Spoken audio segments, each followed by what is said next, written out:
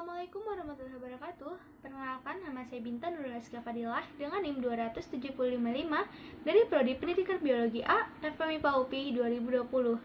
Saya akan mempresentasikan hasil analisis artikel ilmiah saya yang berjudul Pengaruh Media Sosial Terhadap Perilaku Berbahasa pada Remaja.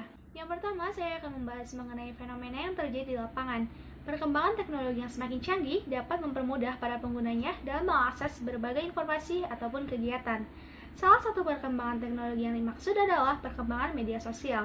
Saat ini, penggunaan media sosial marak digunakan oleh kalangan remaja. Menurut Ira Maulin dan kawan-kawan, dalam penelitiannya di tahun 2018, penggunaan media sosial pada kalangan remaja dapat diadaptasi dengan cepat. Tidak heran jika setiap remaja saat ini minimal menggunakan sebuah perangkat digital untuk menunjang setiap aktivitasnya. Dengan bantuan media sosial, kita dapat mengekspresikan diri secara bebas. Selain itu, kita dapat menjalin komunikasi dengan siapapun, kapanpun, dan dimanapun. Tentunya, untuk menunjang komunikasi yang dijalin ini, peran bahasa sangat dibutuhkan. Ratna Rahiwidawati dalam penelitiannya yang dilakukan pada tahun 2018 menyatakan bahwa tidak adanya pembatasan sosial dan bahasa berpengaruh pada suburnya perkembangan bahasa. Jika remaja menjadi sebagian besar pengguna media sosial, maka perubahan perilaku berbahasa banyak terjadi pada remaja. Menurut data yang diungkapkan Kemenkominfo, saat ini pengguna internet di Indonesia mencapai 63 juta orang. 95% diantaranya menggunakan internet untuk mengakses jaring sosial. Berdasarkan data, dapat terlihat bukti tingginya produktivitas penggunaan bahasa. Kondisi perubahan bahasa yang ditimbulkan dari media sosial terhadap perilaku berbahasa pada remaja tercipta melalui sebuah proses pembiasaan. Hal ini tentu sejalan dengan teori di atas. Munculnya bahasa-bahasa baru dari media sosial diakibatkan oleh tingkat intensitas remaja dalam penggunaan media sosial. Remaja seringkali menggunakan istilah-istilah yang sebelumnya tidak terdapat dalam KBBI atau kehidupan sehari-hari. Hal itu berpengaruh pada perilaku berbahasa Indonesia yang baik dan benar sesuai kaidah pada remaja terganggu. Merujuk pada penelitian yang dilakukan Farida Nugrahani tahun 2017 yang berjudul Penggunaan Bahasa dalam Media Sosial dan Implikasinya Terhadap Karakter Bangsa, menyatakan bahwa penggunaan media sosial dapat berpengaruh pada perubahan bahasa penggunanya. Saat ini, banyak fenomena penggunaan bahasa yang tidak santun, bahkan mengarah pada sarkasme, ditemukan dalam media sosial dan diucapkan secara gamblang pada halayak. Penelitian lain yang dilakukan oleh Nur Rofifah Marzuki dan kawan-kawan pada tahun 2018 yang berjudul Perubahan Bahasa Indonesia Masyarakat Akibat Penggunaan Media Sosial yang berlebihan dengan mengikuti tren westernisasi menyatakan bahwa penggunaan bahasa asing dalam media sosial dianggap lebih keren dan membuat kaum muda pada zaman sekarang kurang memperdulikan penggunaan bahasa Indonesia yang tepat. Yang membedakan penelitian sebelumnya dengan penelitian ini terletak pada subjek dan variabel yang diteliti. Tujuan dari penelitian ini yang pertama adalah untuk mengetahui faktor apa yang dapat mempengaruhi perilaku berbahasa pada remaja pengguna media sosial. Yang kedua, untuk mengetahui dampak positif serta dampak negatif yang muncul akibat kebiasaan penggunaan bahasa gaul yang dilakukan terus-menerus. Yang ketiga, untuk mengetahui pengaruh penggunaan bahasa gaul yang muncul dari media sosial terhadap perilaku berbahasa pada remaja. Dengan dilakukannya penelitian ini, diharapkan dapat memberikan informasi bagi para pembaca mengenai dampak yang muncul jika kebiasaan berbahasa terus-menerus mengalami perubahan, serta dapat membuka pikiran para remaja agar lebih bijak dalam penggunaan bahasa dan lebih memerhatikan bahasa yang digunakan baik dalam dunia nyata ataupun maya.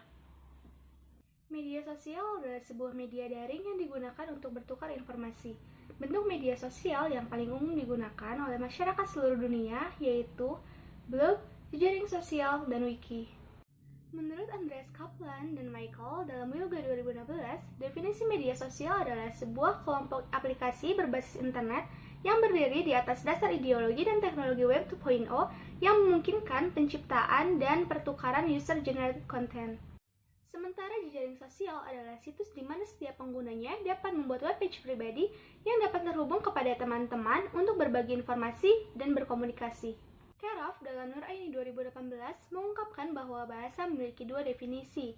Definisi pertama menyatakan bahwa bahasa serupa alat komunikasi antara anggota masyarakat berbentuk simbol bunyi yang dihasilkan oleh alat ucap manusia. Definisi kedua menyatakan bahwa bahasa merupakan sistem komunikasi yang menggunakan simbol-simbol vokal yang bersifat arbitrer. Bahasa menurut KBBI berarti sistem lambang bunyi yang arbitrer yang digunakan oleh semua anggota masyarakat untuk bekerja sama, berinteraksi, dan mengidentifikasi diri dalam bentuk percakapan, tingkah laku, dan sopan santun yang baik. Berdasarkan pendapat para ahli di atas, dapat disimpulkan bahwa bahasa adalah alat komunikasi berupa simbol atau bunyi yang disepakati bersama oleh pengguna bahasa. Menurut Santrok dalam Yulia 2019, masa remaja merupakan periode transisi antara masa kanak-kanak dengan masa dewasa yang melibatkan perubahan pada aspek biologis, kognitif, dan sosial emosional. Metode yang digunakan dalam penelitian ini adalah metode survei dengan sumber data yang diperoleh dari mahasiswa FPMIPA UPI dan siswa tingkat SMA.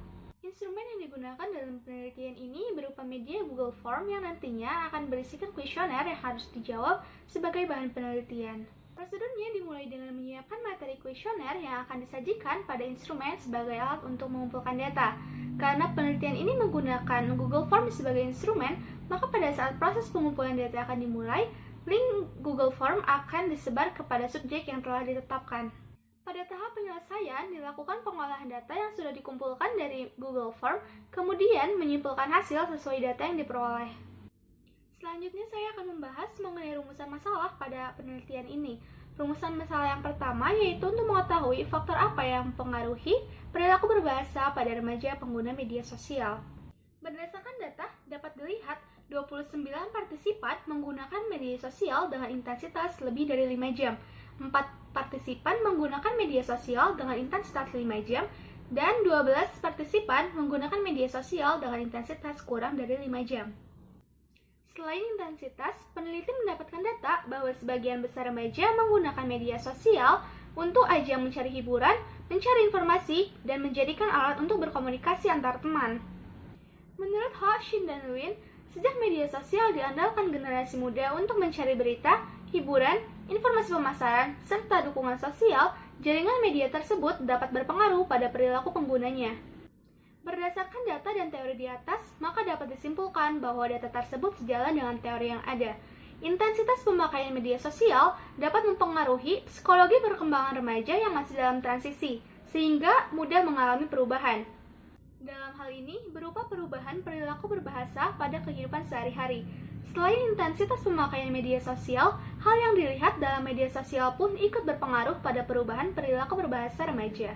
Rumusan masalah yang kedua yaitu untuk mengetahui dampak positif serta dampak negatif yang muncul akibat penggunaan bahasa gaul yang dilakukan secara terus-menerus. Berdasarkan data yang diperoleh, 23 partisipan mendapatkan dampak positif dari penggunaan bahasa gaul, yaitu dapat mempermudah komunikasi. 4 partisipan mendapatkan dampak positif, yaitu dapat mengikuti tren. 9 partisipan mendapatkan dampak non-positif, yaitu agar terlihat gaul, dan 7 partisipan tidak mendapatkan dampak apa-apa. Sarwana berpendapat bahwa bahasa gaul adalah bahasa khas yang digunakan oleh remaja.